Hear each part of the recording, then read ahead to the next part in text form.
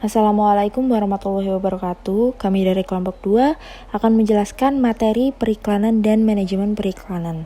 Kelompok kami terdiri dari Ali Muhammad Sofyan dengan NIM 1661044, Intan Tera Amelia Putri 1861007, Edi Wahyu Arianto 1861198.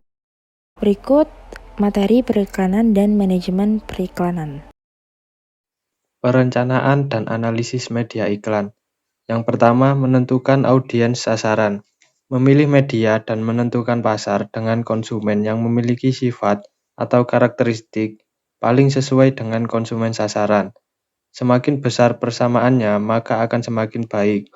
Dalam hal ini harus diperhatikan bagaimana audiens suatu media berbeda dengan populasi umum lainnya. Yang kedua, menentukan tujuan media. Tujuan komunikasi pemasaran menjelaskan apa yang diinginkan perusahaan atas pikiran, perasaan, dan tindakan konsumen terhadap produk perusahaan. Tujuan media menjelaskan bagaimana pemasar menyampaikan pesannya kepada konsumen sedemikian rupa, sehingga pesan menghasilkan efek terhadap pikiran, perasaan, dan tindakan konsumen. Yang ketiga, menetapkan jadwal media.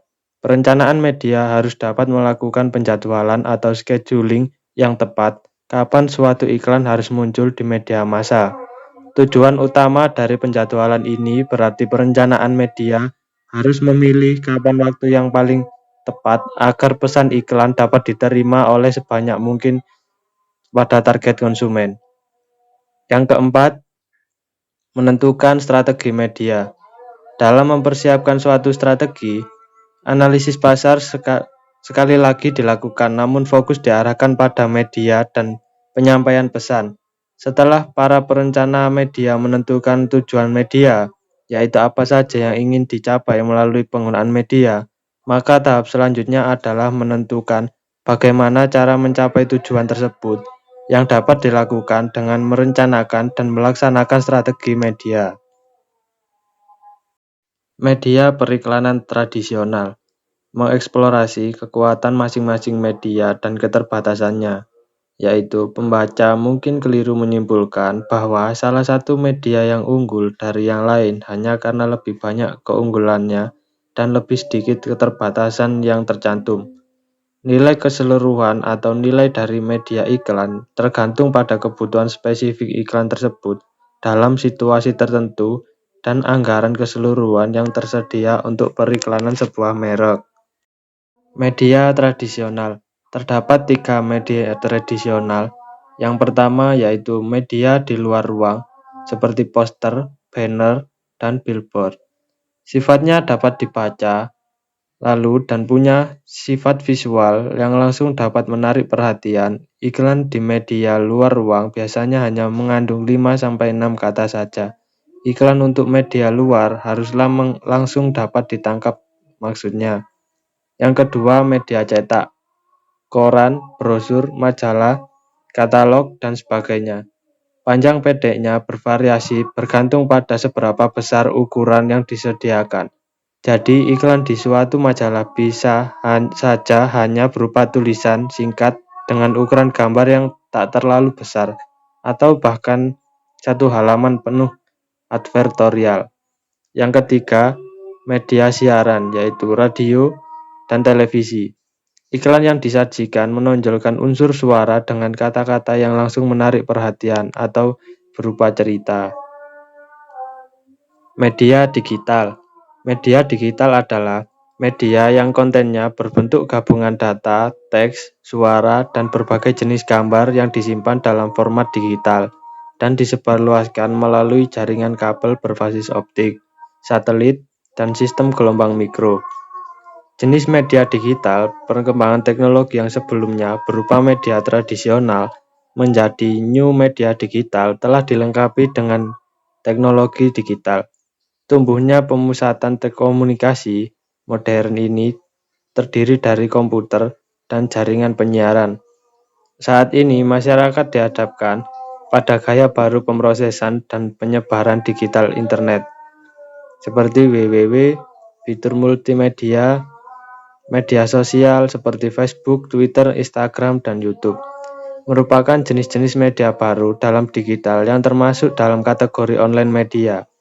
Jenis-jenis media digital baru ini memungkinkan orang bisa berbicara, berpartisipasi, berbagi, dan menciptakan jejaring secara online. Iklan di media digital ini punya banyak sekali jenisnya, mulai dari website banner, web advertorial, media sosial, video digital, email, newsletter, hingga push notification. Jumlah kata yang digunakan juga berbeda-beda. Untuk push notification, yang lebih biasanya muncul di bagian notifikasi layar ponsel. Tentu panjang katanya jauh lebih singkat dari email marketing dan yang lainnya. Periklanan internet. Informasi atau pesan yang disampaikan kepada khalayak umum dengan tujuan untuk mengenalkan, mengajak, membujuk agar khalayak umum atau masyarakat ikut pada suatu ajakan tertentu yang terpasang dan bisa terlihat pada jaringan internet. Periklanan internet ini terdapat keunggulan dan juga kekurangan. Untuk keunggulannya yaitu irit waktu, tidak terbatas ruang dan waktu, tidak membutuhkan modal yang besar, dan juga jangkauan yang luas. Untuk kekurangannya yaitu mode transaksinya otomatis menggunakan transaksi online. Kemudian mengenai keabsahan barang, yang terakhir mengenai koneksi dan jaringan itu belum tentu stabil di setiap waktunya. Keuntungan online. Iklan online menurut Closer dan Safin 1999 dalam Hari Ningsih 2013 merupakan bentuk konten komersial di internet yang didesain oleh pebisnis untuk menginformasikan kepada konsumen tentang produk atau jasa. Internet advertising dapat dikirimkan melalui banyak saluran, misalnya pesan email atau pemain interaktif dan lain-lain, dalam berbagai bentuk, misalnya seperti video klip, print, atau audio. Iklan online memiliki keuntungan atau keunggulan sebagai berikut, yaitu yang pertama, biaya jauh lebih murah, target iklan jelas, lebih fleksibel, memperluas jaringan bisnis, serta meningkatkan jumlah penjualan dan juga produksi. Kemudian mengukur efektivitas iklan internet.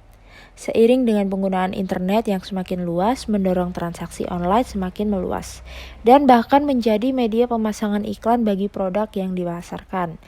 Para pemasang iklan atau advertiser akan memasangkan iklannya pada website publisher yang potensial, yakni website yang banyak pengunjungnya. Di dalam dimensi efektivitas iklan internet dapat digambarkan sebagai berikut. Terdapat 3 dimensi, ada multimedia, konten, dan juga picture. Model iklan dalam internet yang bisa digunakan oleh perusahaan yaitu berupa banner, pop-up advertising, sponsorship, hyperlink, dan juga website. Pemasaran word of mouth atau WOM. WOM merupakan sebuah strategi pemasaran yang dilakukan oleh pihak-pihak independen melalui platform yang juga independen dari perusahaan yang menjual produk atau jasa tersebut. Secara singkat, WOM mempromosikan sebuah barang atau jasa dari mulut ke mulut, dari satu orang ke orang lainnya, tanpa adanya paksaan. Aturan WOM marketing ada 4. Pertama, menarik. Itu tidak ada orang yang akan membicarakan perusahaan yang membosankan atau iklan yang membosankan. Jika Anda ingin orang lain membicarakan tentang Anda harus melakukan sesuatu yang khas. Yang kedua, membuat orang senang. Pelanggan yang senang adalah pengiklan yang terbaik, menciptakan produk yang luar biasa, menyediakan jasa yang baik, memberikan pengalaman yang baik, selesaikan masalah. Pastikan pekerjaan yang Anda lakukan membuat orang terdorong, senang, dan ingin memberitahu ke temannya. Yang ketiga, mendapatkan kepercayaan dan kehormatan. Jika Anda tidak dihormati, Anda tidak akan mendapatkan WOM yang baik. Tidak ada orang yang membicarakan secara positif tentang suatu perusahaan yang mereka tidak percaya atau tidak suka. Yang keempat, mempermudah WOM adalah malas. Anda harus membantu sepanjang jalan. Jika Anda mengharapkan di mana-mana, Anda harus melakukan dua hal. Pertama, cari suatu pesan yang mudah, dan kedua, membantu orang membagikannya. Dan word of mouth atau OWOM. Online atau electric word of mouth atau EWOM telah didefinisikan sebagai setiap pernyataan positif atau negatif yang dibuat oleh calon pelanggan aktual atau mantan pelanggan tentang produk atau perusahaan yang tersedia untuk banyak orang dan institusi melalui internet. EWOM. Yang pertama, volume yang ditingkatkan. Lebih banyak orang yang dapat dijangkau dengan EWOM dibandingkan dengan WOM tradisional. EWOM dapat meningkatkan kesadaran yang pada saat yang sama dapat menghasilkan lebih banyak penjualan. Yang kedua, dispersi platform. Artinya, apakah komentar tentang suatu produk dilakukan dalam platform online yang berbeda. Yang ketiga, kegigihan dan pengamatan. Komentar orang mempengaruhi orang lain tergantung pada kualitas argumen dan relevansi sumbernya. Bahasa yang digunakan dan cara penulisannya mempengaruhi kredibilitas komentar. Akhirnya, karena EWOM persisten dan dapat diamati, hal itu akan berdampak pada konten EWOM di masa depan. Anonimitas dan penipuan. Kualitas EWOM harus melebihi kualitas. Misalnya, menggunakan sistem reputasi dan kedalaman keahlian.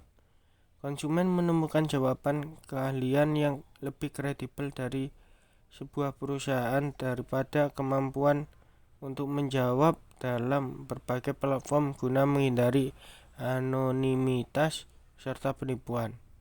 Selanjutnya, silence of valence. Pelanggan sudah memutuskan untuk membeli produk tetapi mencari konfirmasi yang lainnya. Menunjukkan bias negatif, artinya ulasan negatif lebih mempengaruhi pelanggan netral daripada ulasan positif. Yang terakhir, keterlibatan komunitas. Platform komunitas online seperti Facebook, Twitter, atau YouTube memungkinkan pelanggan untuk saling belajar tentang produk. Jadi, tidak hanya perusahaan yang melibatkan pelanggan, tetapi juga pelanggan itu sendiri mempengaruhi orang lain. Selanjutnya, proses dalam WOM. Ada 5 atau biasa disebut dengan 5T. Yang pertama ada talker, yang kedua ada topik, yang ketiga ada tools, yang keempat ada take apart, yang kelima ada track. Kumpulan target di mana nantinya kita berharap mereka lah yang membicarakan brand kita. Tentu bicara dalam konteks positif sesuai dengan objek dari brand kita. Talker biasa berasal dari existing customer, media, blogger, dan masyarakat yang memang menjadi target market kita. Topik berhubungan dengan suatu yang ingin ditawarkan oleh brand kita, baik itu special offer, diskon, new product, dan sebagainya. Topik harus bisa dikemas secara menarik dan unik, sehingga memang layak untuk dibicarakan. Menyebarkan melalui medium di mana target market kita memang ada atau tertarik, involve, take apart, terlibat di dalam medium dan percakapan yang tercipta. Misal, tool yang digunakan adalah media sosial seperti Facebook atau Twitter. Pastikan brand melalui agensi, PR-nya atau influencer-nya ataupun internal brands tersebut terlibat di dalam percakapan yang berkembang di dalamnya, sehingga arah WOM dapat berkembang bisa dikontrol dan dipantau agar berkembang sesuai dengan objektif. Dari tahu apa hasil dari strategi dan program WOM yang kita buat. Apakah objektif yang disasar berhasil atau tidak? Jika berhasil, kenapa? Dan jika gagal, kok bisa? Terima kasih dari kelompok 2, kurang lebihnya saya mohon maaf. Wassalamualaikum warahmatullahi wabarakatuh.